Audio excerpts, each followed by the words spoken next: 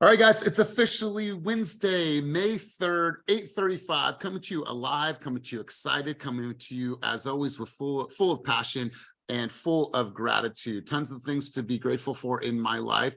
And one of the things that I'm super grateful for is you guys, for this team, for this opportunity, and to be able to be here with you guys and grow with you guys. So thank you for allowing me to be a part of your lives. And thank you for spending a little bit of your time with me 3 times a week, and if not, sometimes more. So let's do this. In true fast form, we are going to have somebody take us out on the field. Since Megan wants to lean back into this team, wants to show up on video more, wants to be seen, wants to be heard, and she made this declaration. Megan, I'm actually going to turn the mic over to you. She didn't ask for this, but I'm going to give it to you. So Megan, here's how it goes. Bring us out on the field. Also, if you were sitting face to face with yourself right now, giving yourself a coaching session, what would you tell yourself? And then lastly, what is the word for the day? How are you going to operate today if you could lend that to everybody? So Megan, let's hear from you and let's go. Oh my goodness. Well, thank you. Good morning, everybody. I would say my word of the day is harmony, because sometimes life's not harmonious, and we were talking so much about communication on Monday, and I think that's a really good way to help make things be communicative. And yeah, like what if I was talking to myself right now? Honestly, I have so much energy the last 3 days. I don't know where the stars are. I don't know what's going on with the retrograde, but I'm pumped. I'm ready to go. And I just want to harness that energy and keep going. My birthday's on Friday, so I can't attend the event in Oakland. I would love to come, but I'm ready. My birthday this week. I'm feeling the fire and I'm ready to go. I love it. I love it. Well, we would, we would buy you a drink. There will be food, and it's Cinco de Mayo. So there's going to be tons of activity. I'm just saying if you wanted to spend it with us, but I get it. So early, happy birthday to you. And I appreciate that sentiment. I appreciate like the energy, but I think you're choosing a lot of it, right? It's not just showing up. I don't believe that peak states don't just show up all of a sudden. Like, we choose that for ourselves. And so I appreciate you making this choice in your life and your business. Happy early birthday to you. So let's go ahead and get going. You guys, just to remember, just to be a reminder, if you guys want to go to Mexico, which I want you guys to be there, we are running a competition. It's a real competition from yesterday until June 27th.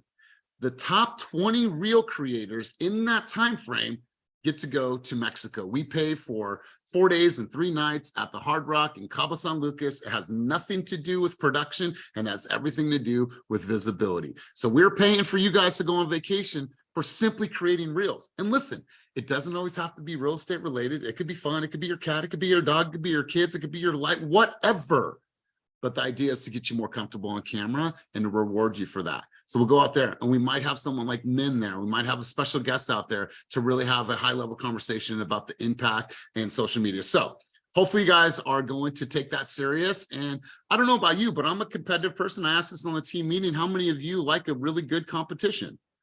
And how many of you guys are motivated by competition? I don't know about you, but I am. When they told us we were number 2 in the world last year for all of EXP, it pissed me off. Although I know we've worked hard, I know we've created such a amount of traction in our business, but I wasn't okay with number 2. But anyways, let's go ahead and talk about the market. We have Sean here. We're going to turn it over to him in a second. But you guys, in the last couple of days, what is the one thing that you're hearing? If you're here in the Bay Area, what is one thing that you're hearing? And what is one thing that's in the news and that's in the headlines that has been circulating over the last few days? Anybody want to share what they're seeing? Go ahead, Christy Betancourt.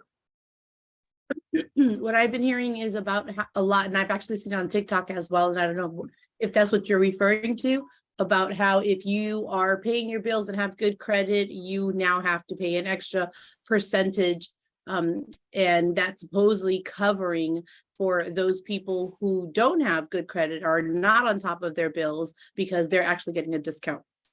Okay, yeah, so a lot of people are reading that, and I'm sure Sean will address a little bit about that, and so did Christina last week, and so that's good stuff. What else, you guys? Anything else that you guys are hearing, especially locally? Something big happened in the last couple of days. What else are you guys hearing? And go ahead and take yourself off of mute. Go ahead, Cortez. First Republic. Wait, say that. Say that again, Cortez. Bank closure. First Republic, I believe. Totally, absolutely. Carlos, is that what you said as well? Yeah, the First Republic bank closure. Yeah, absolutely. Absolutely. So if you guys are seeing it and you guys are seeing that at an abundant level, consumers are seeing that as well. And when a consumer sees that, what do you think that they think when they see another, because SVB, you know, now we have First Republic. What do you think a consumer does instantly when they see that? Go ahead, anybody answer that. Financial collapse. Panic. Right. So Colette, you're absolutely right. Cortez, you're absolutely right. So once again, that's why these sessions, that's why your message to market needs to be spot on. We want to make sure that we are getting in front of some of this. We want to make sure that we address it. Hi, Dominique. Hey, have you heard what happened with First Republic? Yeah. So what are your thoughts on that? What are your sentiments on that? Let me share with you the reality of what's actually happening in the marketplace and how that's not going to impact you the way that you think it's going to impact you. Okay, cool. Now it's your job to study, do your research, do your homework, and make sure that you're articulating that at a very, very high level. So Sean's going to talk to us a little bit about what's going on. We're also going to talk a little bit about new builds. And I don't know if you guys register to BAM, but if you don't register to BAM, I'm sure, Sean, if you can just give me a thumbs up if you register and you are a, you get the newsletter, you guys go to BAM and make sure that you're getting those newsletters, make sure that you're watching those videos, because I tell you what, it's some of the best information. It's actually fun. Edutainment is what they call it. It's really fun and it's really, really informational. And so one of the things that I wanted to share with you, and I'll just pull up my screen really quick here, is I've seen this, and I've seen this a couple times over the last couple of weeks, but this here. So we've been on this new home tour lately. Joellen put together one for next week. We just did River Islands. Christina did one out in Brentwood, so on and so forth. So when you see here, it says newly constructed home sales will grow from last year by 4.5 to 670,000, thanks to greater supply of inventory and segment of the housing market, and will climb another 11.9% in 2024, up to 750,000. So check this out, you guys, doing a little bit more digging on this. In the last quarter of 2022, there was a 32% rescission rate on new home builds and people that had gotten into contract, 32%. Now, the first quarter of 2023, those numbers are as down as far as 13% and 18%.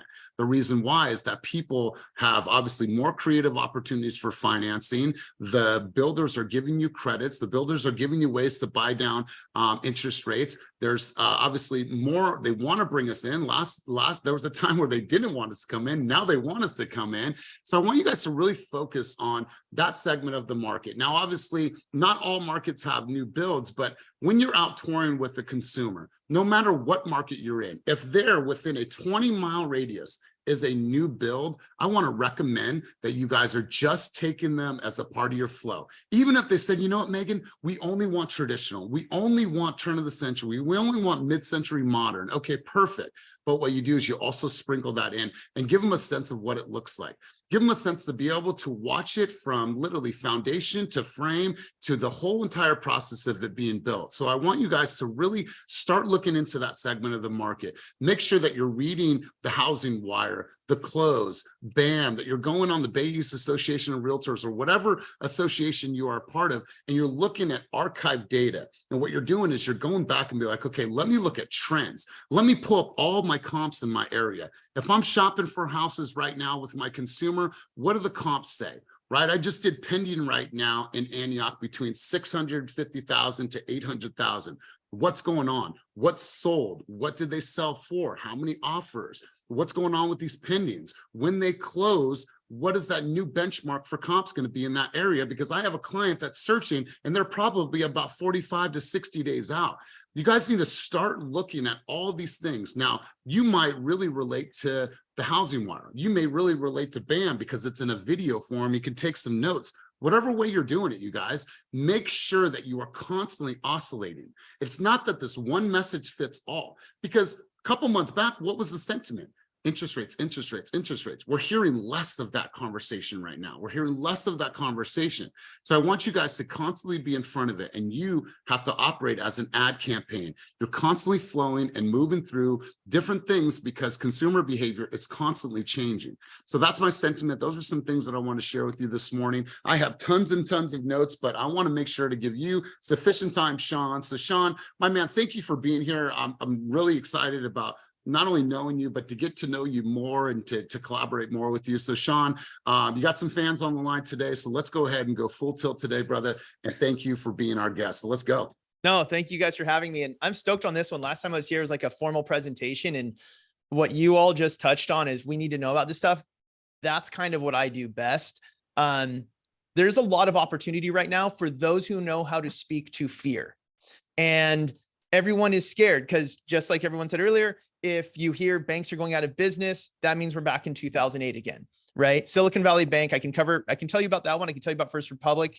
And I think what's scary is those ones, for most of us that are here in the Bay Area, those are Bay Area companies, right? We're seeing Bay Area companies go down, and that's scary. First Republic, I was like, there's no way those guys are going down. They've been too smart. They're one of the most responsible banks that I've seen. No one, you have to make smart decisions. So to answer the why, so why did Silicon Valley Bank, why did First Republic go down?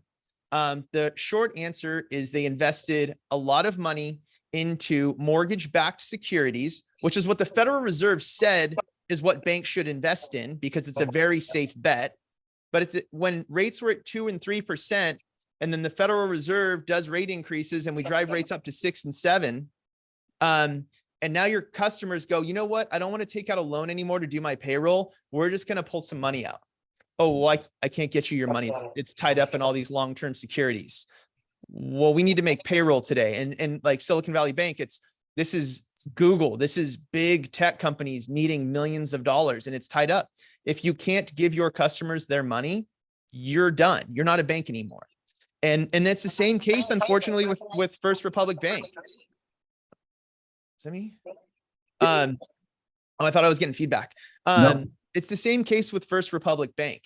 They did what they were told to do. So today at 2 p.m. Eastern, at 11 a.m. today, we're going to get, okay, there is feedback. All right, cool. I'm not alone in that.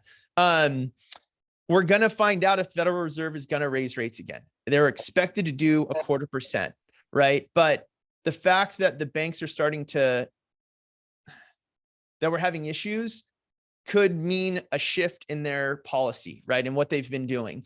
I did a video about this if you want to share it with your clients. What date did I do this? I did this a month ago when Silicon Valley Bank went down. Title of the YouTube video is Banking Crisis. Is the housing market about to crash like 2008? Because that's what we think is going to happen. Here's what you and your clients need to understand. The biggest difference between what's happening to banks today and what happened back then is the type of loans that are being utilized now.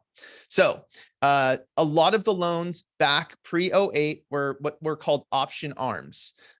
You could make a 1% payment even if your interest rate was higher, and they would let your loan balance increase. And as the Federal Reserve from 2004 to 2006 drove up interest rates, they did 0.25% every year. They took the same action they're taking today, and all of a sudden we were in a bad spot. Well, the reason for that is it got to a point where the loan balances had increased so much that the bank said, hey, you're at your 20% limit. We need you to start paying this thing down. And by the way, your rate's 6%. And they're like, I can't afford to do that. Here's the keys. I have a rate of 2.625% on a 30-year fixed on my house. The Federal Reserve's actions since I bought my house in 2021 have had no impact to my mortgage whatsoever. That's the difference, right? People that have bought homes in the new market in this current environment, they're completely protected from these Fed rate hikes, with the exception of equity lines.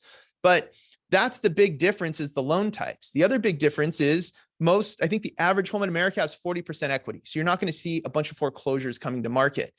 We need to explain this to our clients, because you have the doomsday client who is really frustrated that prices are going up. This is so ridiculous. Why would anyone spend this much on a house? I'm waiting for the crash, right? What crash? You show me the data that shows a crash is coming, right? And I have all the data to show it's not. I'm a data nerd. That's why I'm a mortgage guy, not a real estate agent. So that's kind of the first thing. So does that help to understand what happened with First Republic and Silicon Valley Bank? Yes, absolutely. And I wanted to ask, when you say the average home in the US has 40% of equity, do we have a more granular number for California and more specifically for the Bay Area? I don't, but I would say I would assume it's higher than the average. Yeah. Like going back to new construction, there's no land to build in the Bay Area. All the jobs are in Silicon Valley. So the further you go east, the lower the home prices go because people don't want to commute. So we can find a balance of lifestyle and price in the Bay Area, unlike you can in most places. You know, if you go to, I don't know, Texas, all the places people are moving to, Texas, Idaho, Arizona, just there's land. You could build forever. So prices aren't going to go up as fast because there's more opportunity to create more supply. This is purely a supply and demand issue. And I'm going to drive back to what I talked about last time. I think that was February that we did this last, or maybe it was January. Let me just show you guys. Okay, so I showed you a chart of mortgage rates peaking in November, coming down, and then they've still been trending down, right? So we know what happens when mortgage rates go down. Demand goes up. And it hasn't taken mortgage rates going down much to have demand go up. Because when I did this last time, I said, we're going to be in a seller's market this summer. I think we're already there. I can't make an offer that doesn't have multiples right now. I had one in Temecula yesterday, 13 offers. Another one in Livermore last week, 22 offers. I had 4 go out yesterday. I don't know how many offers there were yet. We're back into that world. So we have rates going down, and May 10th, a week from today, will be a big deal. We should see the same thing we saw happen on November 10th, where mortgage rates went down. And I can get into that more, but here's the same chart I showed you before of the amount of homes available for sale. This is inventory over the last 25 years. We're at the lowest point we've been at. And if you look from 2014 to today, I would say that's a pretty steady decline. And existing home sales month over month are down 2.4% nationally, right? I talked to an agent in Benicia, I think 2 weeks ago. There were 4 homes for sale in Benicia, like condo, single family, townhouse, 4. Tour for San Ramon a couple weeks ago. I think no homes came on in San Ramon.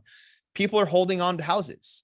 So if rates are going to go down and we have the least amount of inventory we've ever had, what is going to happen to home prices?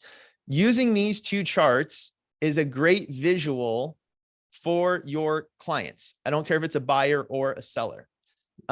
If it's a seller, what does a seller want to hear? Hey, guess what? Home prices are going up. You're going to get multiple offers. Where's my listing agreement? Let's go. Right? I was scared. Hey, home buyer, prices are going to go up because inventory is so low and rates are coming down. Oh my gosh, I better buy now. I want to beat the crowd. You can use both of those charts immediately. What else should we talk about? I want to make sure like Elias said, I want to make sure I'm hitting all the questions you guys have, because I like this kind of, I'm a problem solver. I want to help you guys any way I can. Hello, I just want to have like a full stream of consciousness. So you guys are obviously the ones that are out there writing the offers. You guys are negotiating. So let's just take this opportunity. Obviously, interest rates. Let's talk about interest rates. So on May 10th, or is the projections for interest rates to go slightly down? Yep. Yeah. Yep. So let me show you. So sorry, let me share again because I have that one ready to rock too. Where's my share button? There we go. Okay. Nerd alert. This is mortgage bonds trading. So basically what happens is when these charts go up is better, right? The better mortgage bonds are trading, the lower interest rates are, the better interest rates are. This right here was November 10th. We had a pretty substantial increase in mortgage bonds, with, I would say, brought rates down about 0.5% overnight. Coincidentally, or maybe not coincidentally, 6 months later, we expect to see the same thing next week. But the reason I drew this green box around this is the media is telling all of your clients that rates are going up, rates are skyrocketing, this and that. Since November 10th, rates have effectively been in a pretty narrow spot, right? Yes, they've gone up a little bit here and there, but like 1/8 to 1/4. We haven't seen these substantial changes. So if I'm talking to a buyer, and everything I'm showing you guys is what I show to every single client, because I want them to make data-driven decisions, right? Not emotional decisions. when I show them this, what do you think rates are going to do? Right? We've been hovering in the same range. Hopefully we get a bump, but this bump may just get us back into the, like where we were. What date was this? Back in December, right? So December, January, we had like this ceiling we couldn't break through to have rates get even better. My hope is that on May 10th, we pop into here and we'll get back into a better historical range. But, you know, this was, rates were like low sixes. I'd say maybe high fives, low sixes back in August. I hope we get back to that. We're not going to see, don't ever think you're going to see a 2% again. You will never see that again. A 3%, you might see 3.875 again. And the reason I say that is because we saw it in 2012, 2016, and 2019. I take the pandemic years and I throw them away. Like they don't count into the data set, because even if we had another global pandemic, knowing with let's just take the US government, with the US government, knowing the financial impact, the decisions they made back then had, would they make the same decision today? No, they're not going to do that again. So we're not going to see 2s or 3s, and your clients need to know that. Will we see 4s at some point, but I don't know when. Should people hold out for that? No, because if we know that when rates go down, home prices go up. So buy the house that you can afford now. Let everyone else fight over houses as rates continue to go down and they're driving your home value up. Love this. All right. So there's a couple questions here. So Rico, you had a question. How do you communicate this to someone that that is more emotional driven? Keep driving them back to their why, right? What this is going to do, how it's going to impact their family, what the legacy that they're building, that overall, I mean, over history, no matter what, this asset's going to appreciate, and bring them back to like creating that sustainability for their family. That's really what I would recommend. Kwanzo, I'm going to get to your question in a second. Jocelyn, if you go into market updates in Slack, there is countless amounts of articles. Also, your local association of realtors, you can pull this information. I'm sure Sean will put some links in here. But Sean, I guess I had a question, and maybe you're seeing some of this. If our team is out there searching for more listing opportunities, right? Everyone on the screen wants to get more listings. Well, if somebody owns a house in Elk Grove and they're sitting on $300,000 worth of appreciation over the last 10 years of them owning the home. Now they're interested in purchasing a new home, but they don't want to have to pay the higher interest rates. So what do we do in those situations where someone doesn't want to take the money that they're gaining and lose it now because they're putting in a new asset with a higher interest rate? How do you mitigate that? So that becomes tough, but again, we can't have our cake and eat it too, right? So that's something I did a presentation last week and that came up, and I'm like, I don't know what to tell. If somebody is of an unrealistic mindset, I don't know what to tell them. So if you've made $300,000, let's just say that person put down 50,000 when they bought the house. So they've made $250,000, which if they lived in it for 2 years, they can take tax-free and move to another property, right? Or do whatever they don't pay tax on anyways. So let's take that 250, apply it to a more expensive house. Your monthly payment will be lower than if you had done the minimum down you had done before. But the rates are the rates. So what I would tell that person is, look, if you want lower interest rates, we can look at getting a seller paid buy down, doing a 3-2-1 buy down, a 2-1 buy down. You guys are all familiar with those terms now, right? Yep. And okay, well, great. That sounds wonderful. I can get you the rates now, but it's not going to be the turnkey house that 30 people are fighting over, because we can't negotiate those terms for that house. So they can't be unrealistic. And that's what's hard is emotionally, people can be unrealistic. I think it's our job to not fall into that emotion ourselves. We have to come from a data-driven place. Look, it is what it is. I wish interest rates were lower too. I would love for interest rates to be super low and home prices to be super low. That is literally impossible. Real estate is the simplest version of supply and demand. It just is. So with that, like I talked to someone last week, he's like, how do I convince this guy to sell his house? I was like, you never convince somebody to sell a house. They have to want to sell a house. You can't convince somebody to buy a house either. No one on this call is in sales. We're all in service. Like our job is to help people achieve a goal. I read a book and there was one line in it that I thought was super interesting. And it said, nobody wants to buy a 1/4-inch drill bit.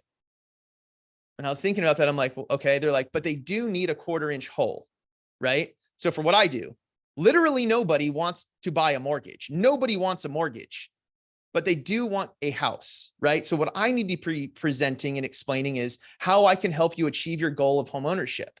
But when I went through this exercise, like, how do I take that further? Nobody wants a house, right? Let's just say they don't want a house. Why do they want the house? Just like, why did they need the drill bit? They needed the hole. Why did they need the hole? To hang the shelf. Why did they need to hang the shelf? To get the clutter off the floor. We can do the same thing with our clients. And I think if you ask that question, hey, it's nice to meet you. Just why is it that you want to buy a house now? They may not have thought of it. And you may be the person to help them go, oh my gosh, I am so excited to buy a house now, right? 2020 was easy. Everybody was buying a house because everyone was buying a house. 2023 or 2 was hard. Everyone was scared to buy houses because no one else was doing it anymore, even though we said we wanted to wait till no one's buying houses. So it's human psychology. Like everything we do is psychology. And I think that's why I love what we do so much is we get to break through to people. Yeah, I love this, Sean. Kwanzo, you've had your hand up for a minute, bro. What's your contribution or what's your ask? Yeah, good morning, everyone. Man, I'm loving what I'm hearing right now. I'm just like nodding my head. I absolutely believe what you're saying about like we're not in sales, we're in service. It's about problem solving. It's about helping people find what that motivation is, why they want to make it happen, and then figuring out how to get them there and focusing on that as the end goal. So I have 2 questions. Number one is, I typically play a little bit below median and around the median price of any market, right? And in those markets, I 100% see exactly what you're saying about overbidding, multiple offers. You do an open house. There's double digits in showings every single day. I'm curious on what you're seeing a little bit above median and like the luxury, because based on what I'm hearing is those markets are cooling off, or you're not seeing that. It's like the luxury is pretty crickets, and then anything above the median is still not that much in in the there's not as much competition. So that's one. And the second question is it true that a 40-year FHA mortgage is actually coming online? And how do you think that will affect and impact demand? Is it really going to drive demand up because the monthly has gone down slightly? So as far as what is considered luxury, just so I make sure I answer that correctly? 2 to 3 okay. above median, I would say. Okay, cool. So I think what I have seen is if it's turnkey, that market is doing just fine. I don't think anybody wants, well, I shouldn't say anybody. I think far less people want to buy a 7-figure fixer right now. Yeah, and I right. think it's my stocks are down, right? Banks are going out of business. So much of our clients are tech. I don't know if I'm going to get laid off. Like, do I really want to buy a $2 million home that I have to redo the kitchen, refix the pool? I think that is what we're seeing more. And I say that everything for the most part, I look at what's happening around me. There was a house right behind mine listed for 1.7. I was like, oh, this thing's going to fly off the shelf. It didn't. And then I looked at the photos and I'm like, oh, no wonder this thing, you got to redo this whole freaking house. Right. So it went down in price 2 streets over, same price point, completely dialed and fixed, sold in 1 weekend. So I think people people either are being more conservative about dumping money into a house, or they don't have the money to dump into the house anymore. Yeah, I totally agree with that. I'm going to pull up something really quick. I just pulled up Berkeley because you obviously travel a lot to Berkeley. I think your kids go to school there, Kwan. But just to pull this up, and you guys can do this in any market that you guys want. So I just ran some quick comps while Sean was talking. And what I did is I put a price point of $1 million to $2 million. And what you can see here is the list price, obviously sales price. And then if you look here on the far right side, let's go number of offers. Let's go one more time.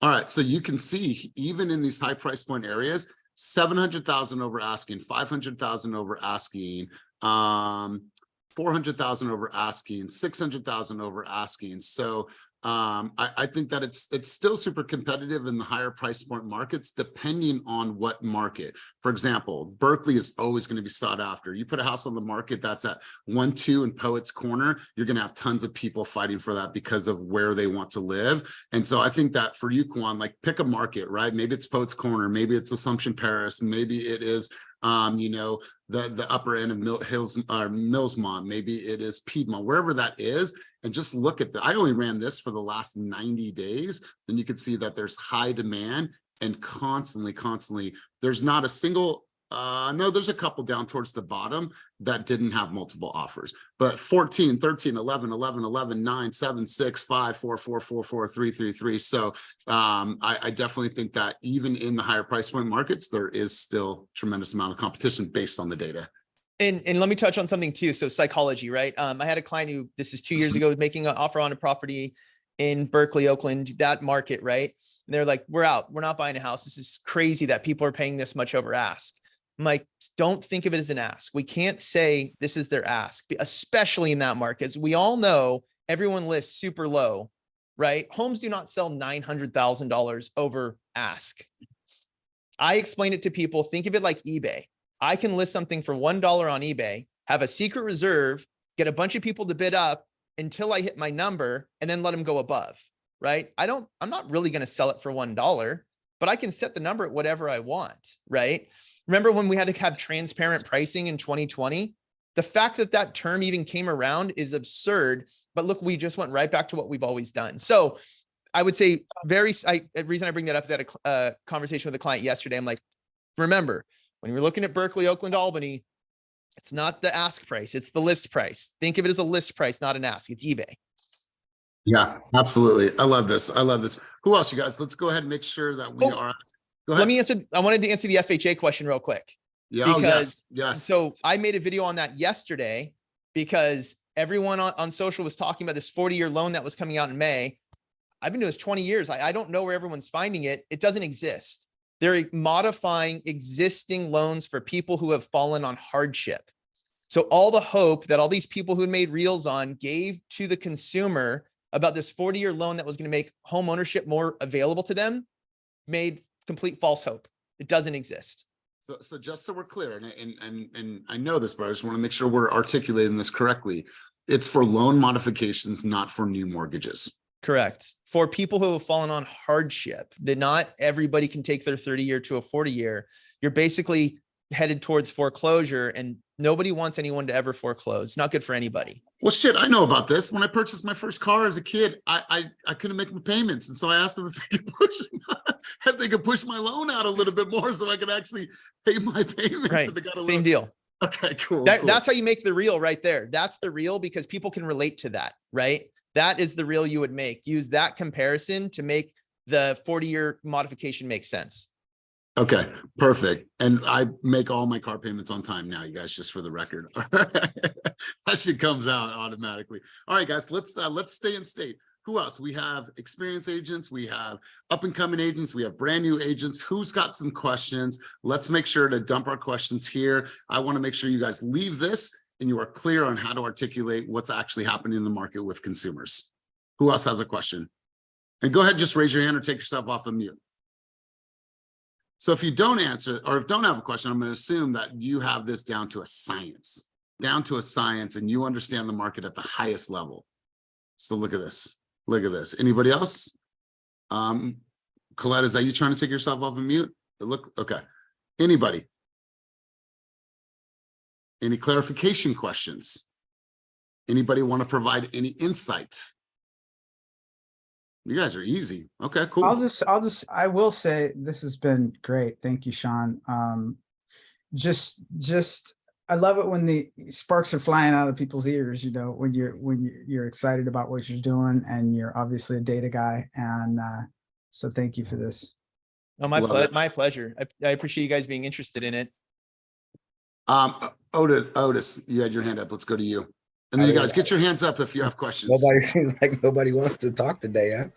Huh? I'll take a crack at it though. But making your own lane. I forget, somebody was on here a few months ago, and I don't know who, but they were mentioning that make your own lane. Go knock on some of these doors. I just took screenshots of all those just so you put in Berkeley shit. You know what I'm saying? Maybe we can convince somebody. And I like what he said too. That line was super fire. Like, we're not in sales, we're in service. If you can find the best ways to be of service of each and every one of your clients, because don't get me wrong, they're all going to be unique and different. But if you can connect to them and listen, I think you'll have a better chance of getting somebody that's going to ride with you, because you are going to catch a couple of L's, guys. These markets are getting stupid crazy. Unless you're out in, I think Solano County is probably like one of the only counties still that you're seeing seller credits and some reduced prices. But everywhere else, it's like, get your cowboy hat on and get ready for the ride, because you're going to catch a couple of L's. So you want to make sure that you inform your clients and have multiple opportunities for them, even in a slim market like this. So I think that's big. I love it. Good stuff. So Sean and I can completely disagree on that, and that's okay. We're individuals. I believe, and I learned this at a really young age, and I can't find it. And if I can go through all my old stuff, I'll find it.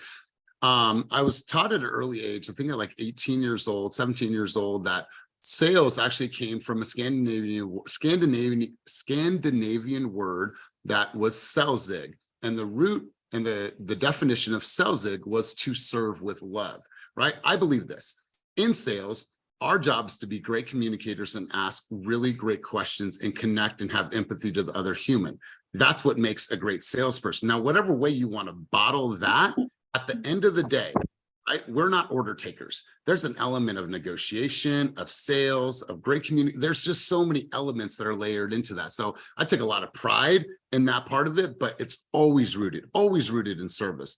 What's in it for them? How can I help them? So I love this conversation. Romel, let's go to you. Herson, we'll go to Mareka, and then I think I saw Cortez's hand go up and then down, but I love it.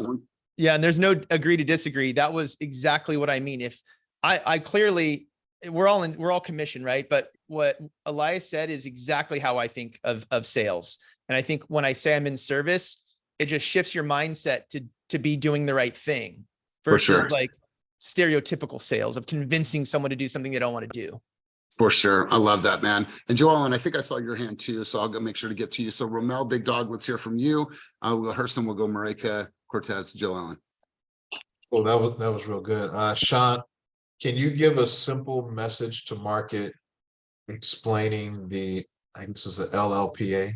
What is it? I still hear that confusion. I'm still kind of confused. I kind of understand it, but what's a simple, just boom, here's what this is. Yeah. So I didn't, so first off, I did a video on that in February. It was announced back then. The media got a hold of it last week. Of course, the right and the left both have to politicize it to their opinion. I'm facts, right? So the bottom line is, did rates get slightly worse for people with a good down payment and good credit? Yes, they did. They probably got about 0.25% worse as a result of these loan level price adjustment changes. Did rates improve for people with low down payment and lower credit scores? Yes, they did, probably by about 0.5% to 0.75%. Is somebody with a worse credit score and a lower down payment getting a better interest rate than somebody with good credit and a big down payment? No. I did the math on that last week. It's a 1% difference still. So I saw a reel last week where somebody said they were going to stop paying their bills on time to get their score down so they could get a better interest rate. That's insane. But it's our job to combat that, right? If you're going back to the competition that I'm going to win to go to the Cabo with you guys, that is the best thing you can do. The reason we all are doing Instagram Reels and in social media, we want to build trust, right? People want to work with people they can trust. If you call out all the bad information on this, you become the trusted advisor. So take advantage of people making mistakes to become the trusted advisor. Oh, I love this. I love this. Awesome. Hopefully, Romel, that addresses that, gives you a little bit more clarity. Yeah, that was very good. Yeah. Awesome. Let's go to Mareka, and then we'll give Herson an opportunity to put his camera on. So Mareka, what's your contribution or question? Hey guys, can you hear me? Loud and clear. Okay. So perhaps a little bit of a sidebar, but it's National Association of Realtor data that I've been sitting on for a few months now, and I don't know how to crack it. So would just love to get perspective. last year, millennials were the biggest home buyer group.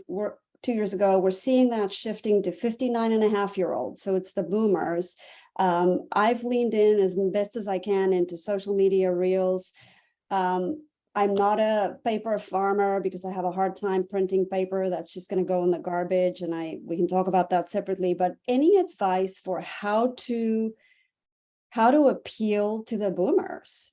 Are they on TikTok? Are they on Instagram? Like, I'm not quite sure. And just to throw in the complication of their situations, right? They're less interest rate sensitive because they've presumably got a bunch more equity to play with. They are in the position to buy first before they sell, so they don't have to move twice, but they're facing enormous capital gains tax bills.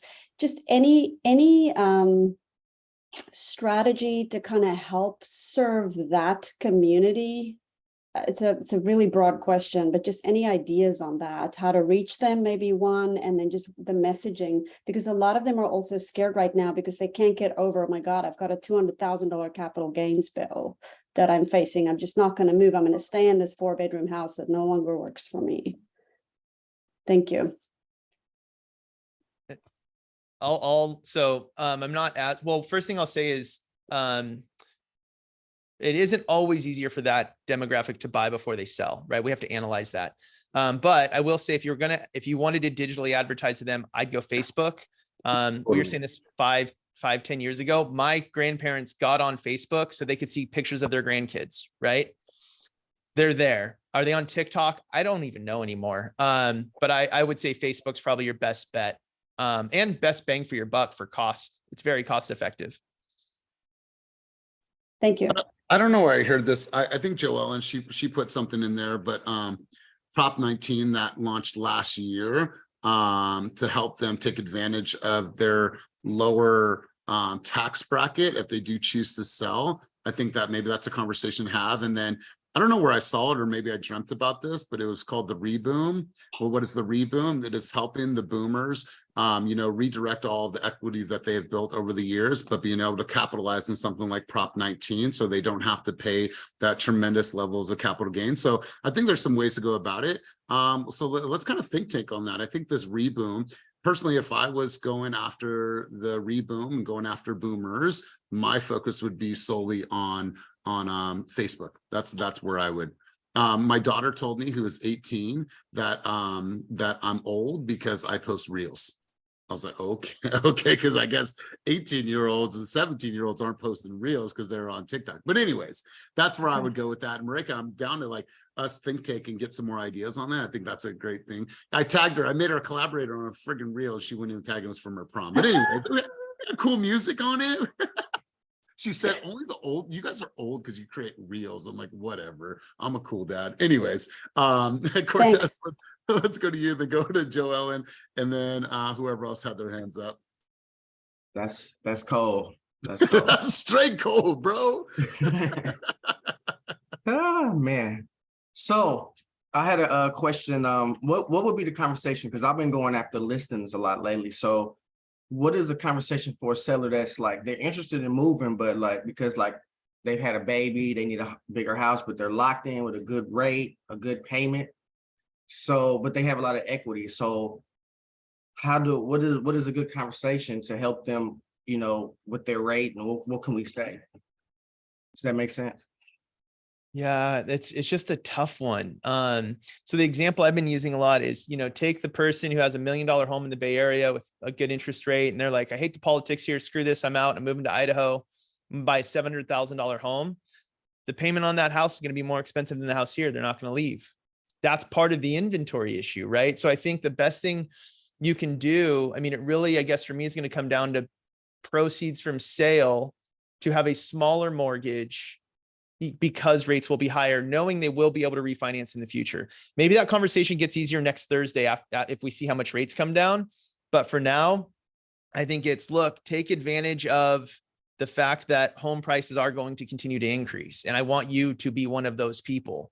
It's a tough conversation. I don't know the answer. I also have never been to a listing presentation, so I might be the worst person to answer that question. It's good for context here though, and good stuff. Joellen, you had your hand up for a minute. Yeah, so For seniors, I have another listing appointment from next door today, 1.1 million. From a nice comment that one of my senior clients posted on Nextdoor of my services. And we have about 70, I have about 72 hearts. And then there's about 40 comments right now about how her house sold so fast. But others are just sitting. And why are they sitting? Some are saying because of the interest rates. Some are saying because, you know, just cash buyers are buying, you know, at different price points. And then I had to go in there and say, it's not always about the interest rate. It could be about the house itself. There are a lot of multi-generational people coming up here to the foothills, and they're looking for single-story homes. So that's a problem too. And I said, and with the interest rates, we can do things like permanent buy downs, maybe a 2-1 buy down. It's not stopping people from buying. And I got a message that said, yeah, I want to list my house, but my neighbor's house has been sitting for, you know, for a few months. And I said, well, are they a 2-story homes? He's like, yeah. And I'm like, you have a single rancher? He said, yes. I'm like, then it should be perfectly fine. You know, don't listen to all that. So the interest rates are, you know, they're chattering, but I'm telling them, don't worry about it. Like, there's ways that we can figure it out, you know, just list your house and we'll do mega open houses and all those things. So Good stuff, Joan. Love this. Dominique, let's go to you. Then we'll go to Nias. Okay, I had a question about, so I do analysis on reports that I do for appraisals, and I've never really talked to a lender about this. So now that I have you, typically like last year, the last 2 years, we were touching on interest rates and why prices were driving so high above the above the list price. But now I still have to write my analysis. And although we know it's not the low interest rate, but we are still now seeing people right above list and multiple offers. What would be your analysis on that? Like, how would you, what is your thought process on that? Because it's no longer the low interest rates that are driving the price over list. What would you say why they're still going over or started up again? I don't think it was ever low interest rates that were driving prices over list. The low interest rate equates to affordability. Affordability creates demand. I think what it is people have gotten used to or comfortable with the fact that prices are not going to go down even though rates are where they're at. So they're saying, I better buy now before everyone else does. And that's why we're seeing the multiple offers. Those two charts are really what I use to answer that question. Interest rates are coming down. People have gotten used, they're normal again. And we have the least amount of inventory we've seen in 25 years. So if there's no homes for sale, but tons of demand, then there's going to be multiples because everyone's competing for a very small group of homes. I think this year is going to feel very like from an appraisal perspective and for a home buyer perspective, it's going to feel very much like 2021. We just aren't going to have the same volume to support all of us. Like I think there was 100 people. Yeah, there's 100 people on this, right?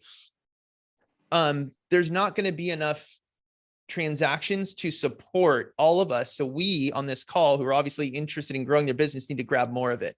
But that would be my answer is it's just supply and demand, not necessarily interest rate. So yeah, so it's just simple as that. Okay. I just was wondering from a lender point of view, if you had a different perspective on it. Yeah, no, everything to me is like I told my son who's in 4th grade, this is its simplest version of supply and demand I can show you is my industry. Good stuff. Good stuff. Great contribution, Dominique. Nias, let's hear from you.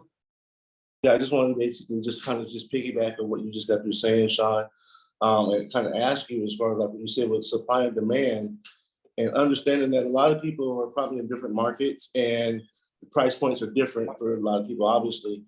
And with lack of inventory and also with, interest rates and everything, everybody making their decisions. But with the lack of inventory and them not being able to get into that turnkey home, what is your thought process on them doing a 2 or 3K loan? Be able to find a home that is not quite the turnkey home, but being able to go in there, be able to take the 2 or 3K loan out, go in there, fix it up. And we're not talking about just going in there and changing the carpet and doing some paint. We're talking about going in there, to be able to really get the value out of the 2 or 3K, right? To be able to go in there, tear out the cabinets, redo the fixtures in the bathroom, and do all that type of stuff. Be able to kind of turn the home into what they want and be able to get the value afterwards. No, I think it's great. I think it's a very specific buyer that wants to use a 203K loan. I think it's a very specific house that a 203K loan will work on. I think the competition on those types of homes, you're up against developers that just want to flip it. I personally, I've never done a 203K loan. I want to be a professional at everything I do. So I refer him out to a friend of mine that he specializes in those. But that's what I've noticed is, like, I'm not a 203K. I want to move in and be done. Right. But I think it's a great option. I think it's definitely worth marketing to, because there are people that want that. It's just a smaller group of people. And then they need to understand who they're going to be competing against will most likely be the cash buyer and, developer, in my opinion. I could be completely wrong on that. Yeah, I totally agree. All right, we got time for one more, Kwanzo. Rapid fire, big dog. What was your contribution? Yeah, so this question is actually for Dominic and maybe also, man, I can't remember the name. Sorry, but basically, this is about appraisals, right? Because like before we were looking at appraisals and thinking like how would appraisal look at a property to kind of do our comps, and we're looking at, all right, we want to stay, ideally quarter of a mile, and then spread it out, but we're looking like a 1 year, but we want to stay within that same zone. But because the market shift and everything like that, how are our appraisers looking at things now? Are they even looking 12 months out? Or are they specifically keeping it within 3 months, 6 months? Like, what's the kind of the mind and thought process from an appraiser standpoint that would help us to, to get more accurate on our comps? Well, so let's actually pull this up right now. Let's actually do a really quick, and Dominique, and looking at this data, like we have some very, very extreme cases here, and obviously every market's going to be a little bit different, but as you can see, listed at 199, sold for 1.7, listed at 1.1, sold at 1.6. So what happens when these houses close? Is that what you guys are now basing off of, or it's going to be an average of everything that's sold over? Like when we talk about comps playing catch up, that hey, it's perceived value versus actual value. How does a appraiser like yourself look at this data? If I'm going to write an offer right now, I want to know, I'm going to remove my appraisal contingency. I'm going in, the house is listed at 1.2. I'm going all in, no appraisal contingencies. I'm going in at 1.6, 1.7. Like, how are you guys using data like this to derive the actual value of the home? Yeah, so we pull this and we put it into graphs, and that graph will give us a bigger picture. Here, I see that we have a range of square footage, so like 12 to 16, which is and 17. So just given the market, I think this calls for us to probably do something together on coaching, because it's just a little more, it requires me to talk a little more, and I know we don't have the time, but basically we do get the average of things, and we get the most comparable. So we know there's no such thing as apple to apples, because especially in a market like Berkeley has you'll be a Craftsman here and a ranch here. You'll have, different houses on a block because they're not cookie cutter. So there's a lot of little details that will go into it, but we'll try to pick the best apple to apple and get the best criteria. However, if you don't have that criteria producing enough, we do open it up, but we open it up little by little. We don't say, oh, I'm gonna open up the radius and the square footage. You do one thing and then the other and then the other, and slowly you'll come together. And that's when your grid comes into place, and you'll have a net adjustment and a gross adjustment in your grid, and you'll talk about that. God, I love this. I'm happy to do something with you. How about this? How about next, so next week I'm traveling. How about the following Wednesday or Friday? You're actually our special guest, and we just go full tilt on this conversation. Yeah, just message. Okay, cool. Yep, I'll message you offline. So you guys, first and foremost, let's just send some love. And as Jeff would say, give Sean his flowers while he's here, and you can smell them. Hopefully I didn't butcher that, Jeff.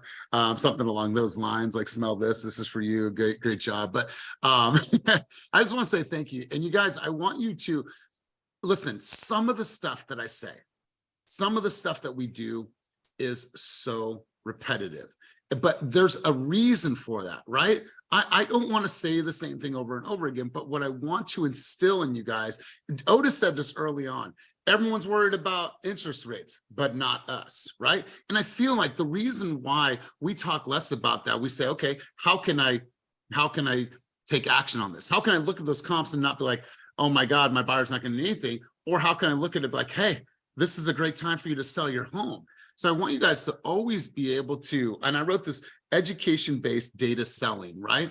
I want you guys to really understand this market at the highest level. That means, you guys, I get up 5 o'clock, I have my coffee, I have my water, and I just read. Right? So make sure that that is a part of what you guys are doing. And if you're not the reader like I am, maybe you're the listener, right? And all you're doing is you're just taking some notes. Like, ooh, that's actually it's a good conversation to have with my consumers today. I'm going to reach out to them, or I'm going to put that in an email header. Whatever it is, you guys, I want you to become experts on this. People are looking at us to be the true experts. And so be a doctor, study your craft, and make sure that this is a part of your flow and it's ongoing and it never stops. So I want to say thank you to all of you for being here. Let's send love and light to Sean. Thank you for being here and contributing to our space. Make sure to give Sean a follow on Instagram. If you can throw your Instagram handle down below, that way everyone can follow you. And then you guys, I will see you. What is today? Wednesday? I'll see you back here on Friday. And as always, you guys, keep it moving towards your dreams, goals, and vision, and get out there and have an amazing, amazing day. Peace. Peace.